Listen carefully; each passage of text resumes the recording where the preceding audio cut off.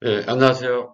네, 김명배입니다. 예, 반갑습니다. 저희들이 지난주에는 인문주의에 대해서 배웠습니다.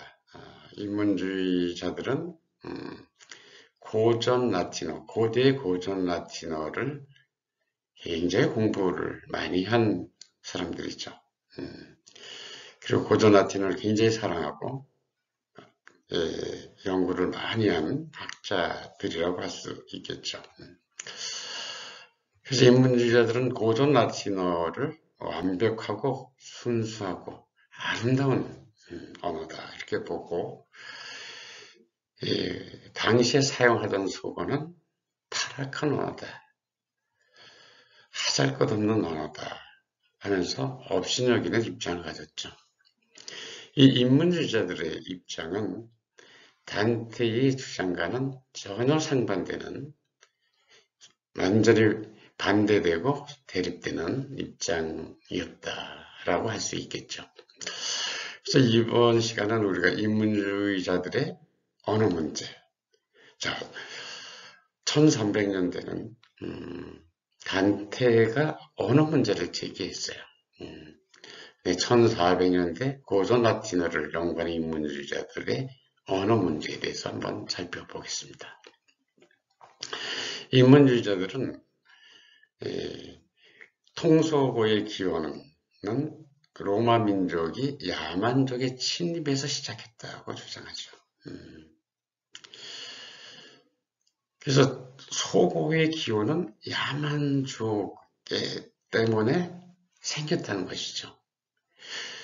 고대 로마는 완벽한 국가였고 완벽한 문화와 언어를 가졌는데, 게르만족이 지배하던 야만족에 의해서 우리의 완벽한 고전 라틴어가 타락해서 그것이 사라지고 이러한 타락한 소고가 발생하게 됐다, 이런 것이죠. 그리고 또 로마의 멸망을 야만족이나 다른 곳에 책임을 돌리는 그런 입장을 찾다고도 볼 수 있죠. 그래서 고대 로마의 멸망에 대해서 다른 요소들, 이민족 때문에 로마가 멸망했고, 이 이민족은 야만족으로서 고대 로마를 타락시키고 저속하게 만들었다 하는 이제 입장을 갖게 됐다는 것이죠. 또한 이제 중세 가치관과 필요성 때문에 통속어의 사용을 가중시켰고, 또 혼란으로부터 기존 모델을 벗어나서, 즉 고전 라틴어의 모델에서 벗어나서 새로운 모델, 소어가 생겨났다는 어떤 상실감, 위기감에서 시작됐다, 이렇게 볼 수가 있습니다.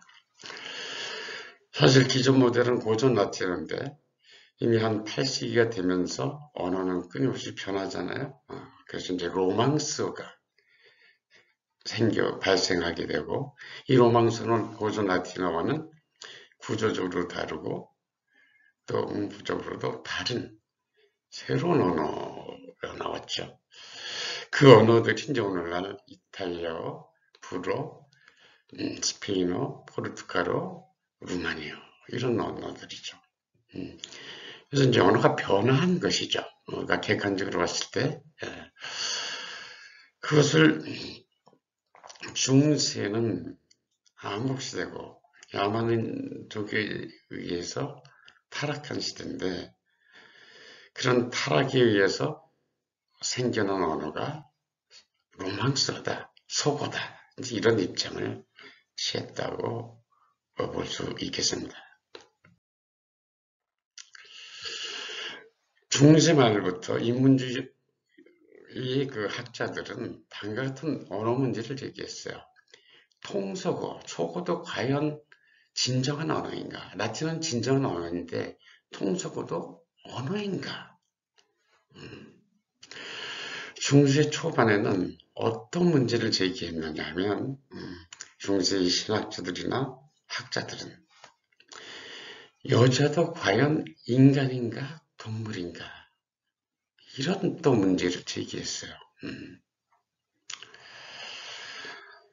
두 번째, 통속어도 라틴어처럼 문학, 철학, 과학 분야에서도 사용될 수 있는가 이런 문제를 제기했는데 답은 무엇일까요? 인문주의자들이 취한 정답은 그렇지 못하다는 것이죠. 통속어는 진정한 언어가 아니다. 그리고 통속어로는 문학, 철학, 과학 분야에서도 사용될 수가 없다. 이것이 이제 인문주의자들이 갖는 입장이죠. 그래서 중세 초기 학자나 신학자들은 여자도 과연 인간인가? 여자도 인간이 아니다 이렇게 본 거죠. 과연 동물에 가까운가? 동물에 가깝다. 이렇게 보고 여자도 과연 인간인가? 이런 문제를 제기했죠. 그래서 인문주의자들의 입장을 우리가 이런 문제 제기를 통해서 뚜렷이 할 수 있죠. 통속어는 언어가 아니다. 통속어로는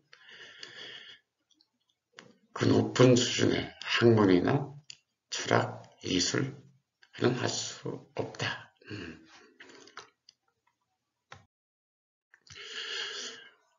그러니까 이런 입장을 고전인문주의라고 해요. 고전인문주의. 그래서 고전 라틴어만이 학문이나 예술을 할 수 있는 언어다. 다른 언어는 할 수가 없다는 것이죠. 그래서 1434년에 피렌체에서 이제 인문주의자 중에서 아주 유명한 논쟁이 벌어지는데 플라비오라고 하는 인문학자와 브루니의 논쟁입니다. 브루니는 어떤 입장이냐면 고전 라틴어는 로마의 민중들로부터는 사용되지 않았다. 즉 고전 라틴어는 상류층, 교양 있는 층, 지식인들이 많이 사용하던 언어다. 이런 입장을 취하죠. 그래서 고대 로마의 고전 라틴어는 상류층과 지식이나 교양 있는 자들이 사용하던 언어인데 당시 민중들이 사용하던 교양이 없는 민중들이 사용하던 언어는 통속 라틴어에서 따로 있었다는 주장을 하게 됩니다. 그에 의해서 플라비오라고 하는 인문학자는 고전 라틴어는 지식인뿐만 아니라 모든 민중이 사용한 동일한 언어다. 이런 입장을 취하게 되죠. 여러분들은 어떤 생각을 갖나요? 이런 논쟁이 있을 때 어떤 것이 더 설득력이 있고 그럴싸하고 또 받아들일 만한가요?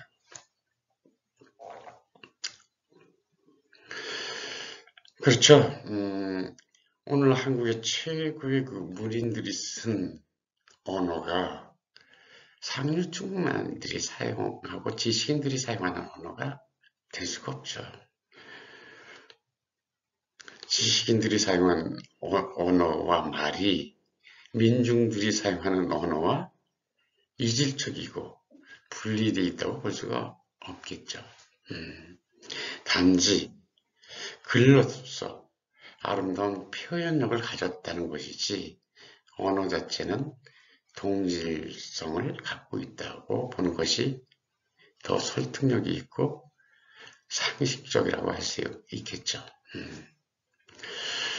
자, 이런 두 입장의 차이가 있었는데 인문주의자들은 어떤 학설을 인정하고 따랐을까요? 인문주의자들은 브루니에를 스스로 모시고 브루니의 입장을 다 받아들이죠. 고전 라틴어는 고대 로마에서도 아주 독특하고 완벽하고 지식인들과 상류층들이 사용하던 언어고 민중들이 사용했던 라틴어는 다르다. 그래서 통서 라틴어, 민중들이 사용하던 라틴어 자체는 고대 로마에서도 타락한 것이었다. 이런 입장이죠. 그래서 우리 이제 인문주의자, 학자들이죠. 학자들의 입장을 이제 논쟁을 통해서 살펴볼 수 있는데, 자, 그 이후로 어떤 일이 벌어질까요? 모든 인문학자들은 전부 브루니의 입장을 아무런 의심 없이 그대로 받아들이면서 세습이 된다는 것이죠. 학자들은 공부를 많이 하는데 무엇에 대해서 통찰하거나 그것을 하나하나 캐고 정말 어떤지를 세상과 이런 것을 하나하나 통찰하는 것은 좀 부족한 것 같아요. 어떤 큰 학설이 있으면 그대로 믿고 따라가서 어떤 경우는 몇백 년 동안 그런 학설이 그대로 전수돼서 내려오는 경우가 굉장히 많죠. 그것을 완벽한 진리로 믿고 그대로 답습을 하고 있다는 것이죠. 이것이 대학이나 학자들이 갖는 가장 큰 맹점이에요.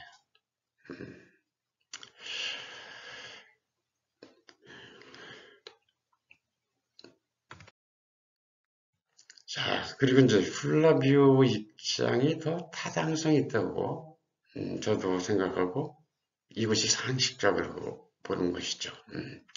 근데 이제 플라비오도 어떤 입장이냐면 고대와 당대의 연속성이 파괴된 사건을 강조했다. 당시는 민중뿐만 아니라 지식인들도 다 고전 라틴어를 사용했는데 오늘날 당시에 통서고, 소고는 고대 로마 시대는 존재하지 않았고 라틴 문명을 사용시킨 야만 조개로 인해서 발생했다. 그래서 야만화됐다는 것이죠. 완벽한 고전 라틴어고 모든 민중까지 사용했는데 타락했다. 플라비오도 이런 입장이었죠. 그래서 지식인뿐만 아니라 민중이 사용했다고 보는 플라비오 입장이 더 타당하고 상식적인데 플라비오 입장도 어떤 것이냐면 야만인들이 라틴어의 순수성을 타락시켜서 이렇게 타락하고 저속화된 언어로 됐는데 이것이 바로 소고다. 이 입장은 브루니나 플라비오나 같은 입장이었어요. 결국은 인문주의자들은 고전 라틴어만 완벽하고 나머지는 다 타락하고 아무 의미 없는 언어라고 해서 그 언어를 업신여겼죠. 이것은 이제 재앙이론, 카타스트로페에서 재앙이론이다. 재앙 때문에 완벽한 언어가, 고전 라틴어가 속으로 저 밑바닥에 저속한 언어로 타락했다. 그래서 인문주의자들은 통소고의 주저는 야만인에 의한 로마 문명의 파괴라는 장적 사건 때문에 생겨난 것이다. 민중이 사용하는 통소고의 다양성은 규범과 문법을 갖춘 라틴어와는 대조되는 불행한 현상이다. 이렇게 봤다는 것이죠. 아주 불행한 현상이다. 그래서 인문주의자들은 라틴어는 잃어버린 완벽한 문명사물로 주권적인 이상을 지니고 있다고 봤습니다. 그래서 어떻게 돼요? 우리가 고전 라틴어를 사용해서 일상생활에서도 그 언어를 사용하자는 입장이죠. 즉 뭐예요? 고전 라틴어를 사용한 사람은 교양이고 지신이고 순수하고 완벽한데 소고를 사용하는 민중들은 타락하고 덧없는 존재다 하는 입장이죠. 자, 플라비오 입장 재앙이론으로 불리는데 야만인들의 침립을 통속의 견으로 보고 있습니다. 15세기 인문주의와 16세기 르네상스의 대부분의 학자들은 재앙이론을 그대로 받아들이고 라틴어와 통속에 관한 격렬한 언어 논쟁을 벌이게 된다. 약간의 입장은 틀리지만 이것은 재앙이다. 소고는 타락한 언어다. 그래서 우리의 문화와 우리의 순수성은 다 타락됐다. 그래서 이 타락에서 벗어나기 위해서 우리가 고전 라틴을 배우고 이것을 사용해서 우리가 높은 수준으로 타락에서 벗어나자 하는 것이 인문주의자들의 공통된 입장이었다는 것이죠. 그래서 고전 라틴어를 복구하자는 것이죠. 고전 라틴어는 완벽한 문학 작품을 만들 수 있다. 고전 라틴어의 것은 전혀 인정하지 않고 문화적 기승과 예술은 라틴어로만 가능하다고 하는 입장을 취하게 되죠. 그래서 야만족에 의해 타락한 통속에서 벗어나 완벽한 과거의 고전 라틴어로 돌아가자는 것이죠. 여러분들은 어떻게 생각하세요? 지금 1400년대인데 400년대에 고대 로마 멸망하기 이전에 거의 1000년 전에 그 언어로 돌아가서 그 언어를 사용하자는 것이죠. 그래야 우리가 타락한 이러한 재앙에서 벗어나서 본래의 완벽하고 순수하고 아름다운 문화와 그 언어로 돌아갈 수 있다는 것이죠. 자, 인문주의자들 고전 라틴어 학자들입니다. 이들이 논쟁도 하고 여러 가지 학설을 주장하게 했는데 인문주의자들에 대해서 몇 가지 우리가 한번 생각해 볼 문제점이 있다고 봅니다. 자, 인문주의자들은 어떤 사람들인가요? 고전 라틴어 학자들이죠. 민중과하고 달라요. 뭐가 달라요? 고전 라틴어를 공부했다는 것이죠. 그래서 고전 라틴어를 공부한 사람은 다르다는 거죠. 완벽하고 순수성으로 들어가는데 대다수의 민중들은 타락한 자들이다. 이렇게 보는 자들이 인문주의자들이에요. 이제 이런 입장은 우리나라 조선시대의 학자들과 선비들에 의해서도 똑같은 것을 볼 수 있죠. 조선시대의 유학자들은 무엇을 한 사람인가요? 무엇을 공부하고 무엇을 하는가요? 무엇을 했나요? 무엇을 했는데 이제는 하나도 안 나와요. 그들은 행동을 안 했어요.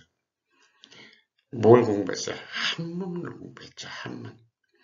일반 민중들은, 대중들은 한문을 몰라요. 그죠? 그래서 한문이 최고라는 것이죠. 한문을 알아야 양반이라는 거죠. 그렇지 한문을 모르는 자들은 상놈들이다 하는 것이죠. 이것이 우리나라 유학자들이나 인문주의자들의 입장이죠. 그들은 특권층이다 이거죠. 왜? 그 이유가 뭐야? 고전 라틴어를 문자를 한다. 민중의 대부분 몰아가서 그들은 하잘 것없는다. 우리 유학자들도 나는 한문 안다. 공자는 대단한 분이다. 공자왈 맹자왈. 이 한문나라에 이런 공자님을 아시지. 너희들은 모르잖아. 너희들은 상놈들이야. 이것이 학자들의 입장이었다는 것이죠. 그들은 특권층이야. 왜? 그 이유는 단지 고전 라틴어를, 민중들이 모르는 고전 라틴어를 공부해서 알고, 또 우리 유학자 선비들도 대중과 이 모르는 한문을 나는 안다는 것이죠. 그래서 말, 소고, 우리 한국에서는 언문이라고 업신여겼죠. 그것을 사용한 사람들은 형편없는 존재들이야. 나는 양반이고 대단한 교양을 갖춘 자이다 하는 것이죠. 그래서 이런 학자들의 그 주장을 보면 사실은 통찰력이나 세상에 대한 이해가 상당히 부족한 것들이 많다는 것을 볼 수 있어요. 근데 공부하는 사람은 그대로 답습해요. 그대로 절대적인 진리를 믿고 이런 것을 우리가 이제 오늘날 통찰할 수 있는 능력을 갖고 있어야 돼요. 책을 그대로 믿고 학자들 대단한 인문주의들에서 지금도 학자들은 인문주의자면 어마어마한 또 학자들은 지금 조선시대의 유학의 대가는 어마어마하게 존경하고 대단한 사람이라고만 보는 거죠. 그러나 그들의 주장이나 그들이 가진 입장은 굉장히 편협된 것이었다는 것이죠. 자신네들을 특권이고 선택받은 자들. 왜? 문자를 알기 때문에. 근데 과연 그럴까요? 문자를 알면 교양과 세상을 볼 수 있는 통찰력이 있나요? 그렇지 않죠. 우리는 문자나 한문을나 고전 나트를 몰라도 내가 하는 말과 내가 하는 표현과 마음으로 세상을 볼 수 있고 세상의 모든 교양을 가질 수 있고 또 진정한 사람, 진정하게 세상을 깨뜨려 보는 눈을 가질 수 있죠. 그래서 오늘날 우리가 이제 세계화 시대에 바로 이런 것들을 보면서 책이나 학자들의 말이 얼마나